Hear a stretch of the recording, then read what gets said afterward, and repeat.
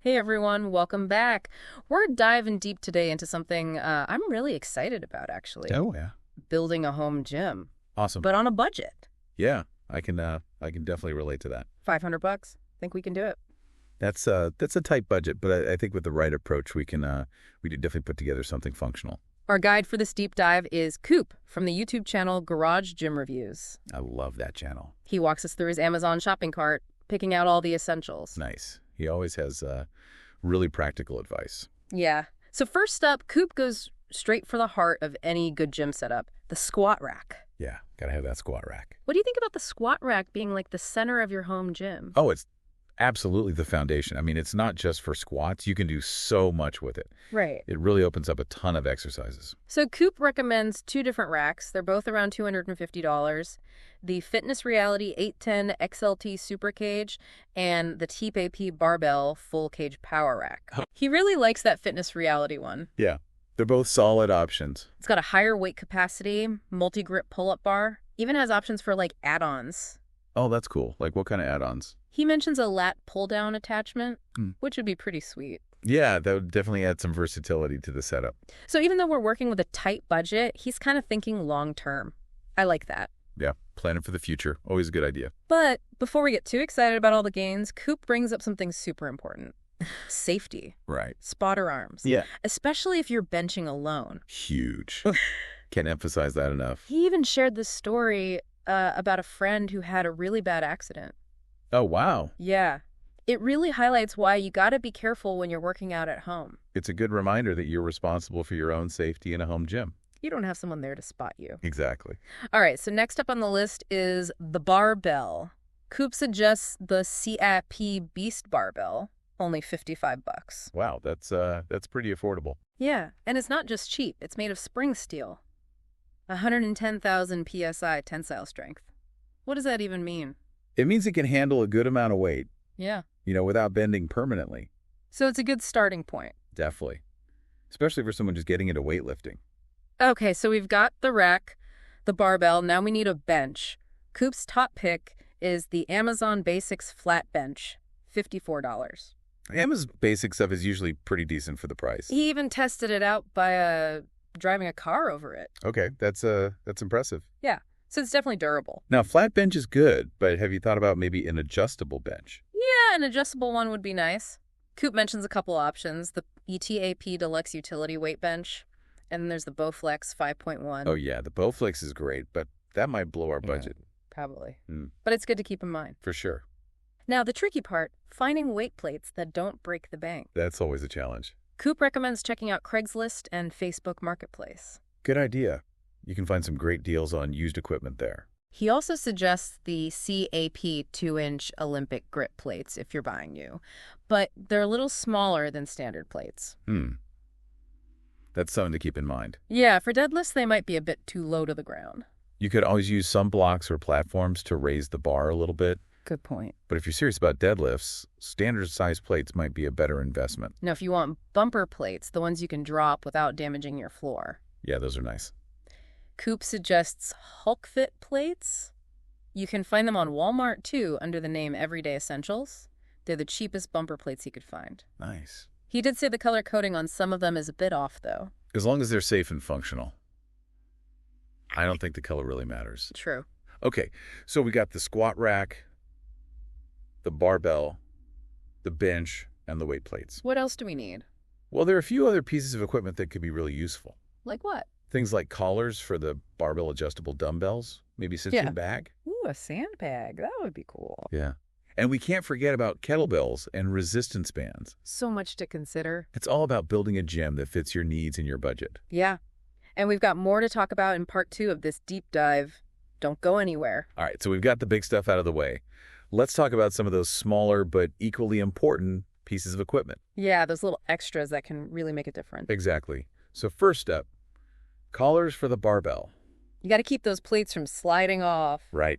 Coop recommends the Clout Fitness Olympic collars. They're affordable, and they come with a lifetime warranty. Lifetime warranty. That's pretty impressive for something so small. It shows they believe in their product. Plus, collars go through a lot of wear and tear. Makes sense. Now, this next one's interesting. Adjustable dumbbells. Oh, yeah, those are becoming super popular. Coop suggests the Bowflex SelectTech 552s. They're a bit pricey, though. Yeah, they are. But think about it. You're basically getting an entire dumbbell rack in one compact package. True. Saves a lot of space. Especially if you have a smaller home gym. If the Bowflex is too much, there are other brands out there. Or you could even go with traditional fixed-weight dumbbells. Yeah, you can usually find good deals on used dumbbells online or at local fitness stores. Don't underestimate the power of getting creative, too.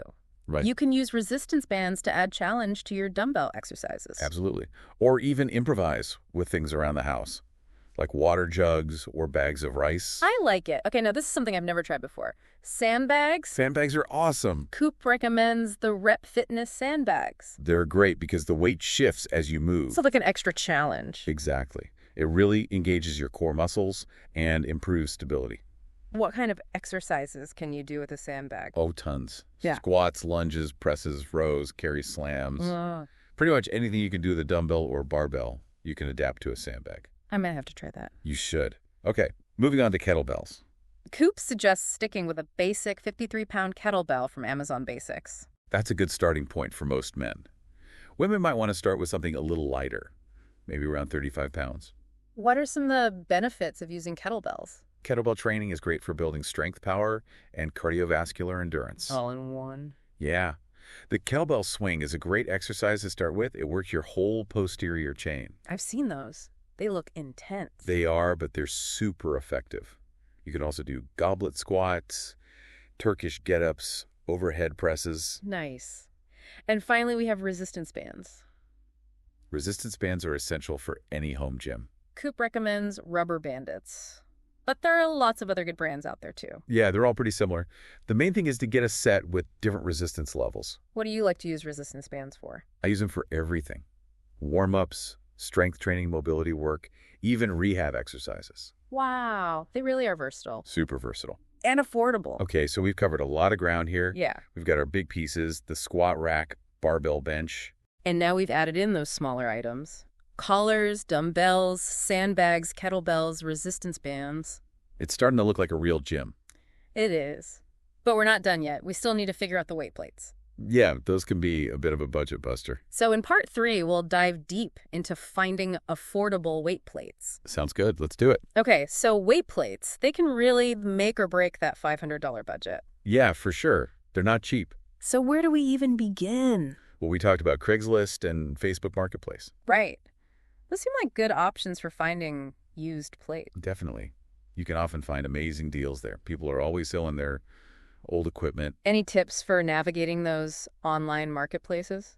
Yeah, be specific in your searches. Don't just type in weight plates. Like specify the type, the weight, even the brand if you have one in mind. So you don't waste time scrolling through a bunch of irrelevant listings. Exactly. And don't be afraid to haggle a bit. Most sellers are open to negotiation. Oh, I love a good haggle. Yeah, especially if they're motivated to sell. Oh, and always inspect the plates before you buy them. Good point. Look for any cracks or bends. Make sure the whole diameter is compatible with your barbell. Okay, those are some great tips. What if we strike out on those online marketplaces, though? You can always check with local gyms or fitness stores. They sometimes sell their used equipment. Oh, that's a good idea. Yeah, or you could try pawn shops. You never know what you might find there. True. So we've talked about sourcing weight plates affordably. But let's circle back to those CKP plates that Coop recommended, the ones with the smaller diameter. Right. We discussed how that could affect deadlifts. Yeah. Are there any other exercises we should be aware of? Rows might be a bit tricky, too.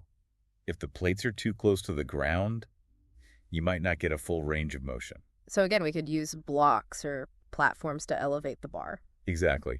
But if rows are a big part of your routine standard size plates, might be worth the extra cost in the long run. Okay, good to know. Now, those Hulk Fit bumper plates with the mismatched colors. Oh, yeah, those. Does the color actually matter? Not really. It just helps you quickly identify the weight of each plate, but it doesn't affect how they function. So as long as I know how much each plate weighs, I'm good. Yeah. And you can always add your own markings if you want to make it super clear. All right, so we've covered pretty much everything for our $500 home gym. But before we wrap up, any final words of advice? Yeah, remember to start slowly and gradually increase the intensity of your workouts. Don't try to do too much too soon. Yeah, especially if you're new to lifting weights. Focus on proper form and building a solid foundation of strength. And listen to your body. If you're feeling pain, stop and rest. And don't forget those spotter arms. Safety first. Right. They're essential for preventing accidents.